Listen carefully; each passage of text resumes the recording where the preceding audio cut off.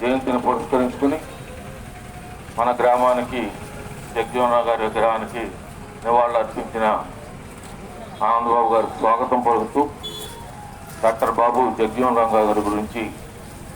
మనకి కొన్ని విషయాలు తెలియజేయవలసిందిగా కోరుతున్నాను. ఈరోజు వేమూరు మండల కేంద్రంలో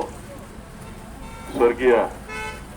బాబు జగజీవనరావు గారి 118వ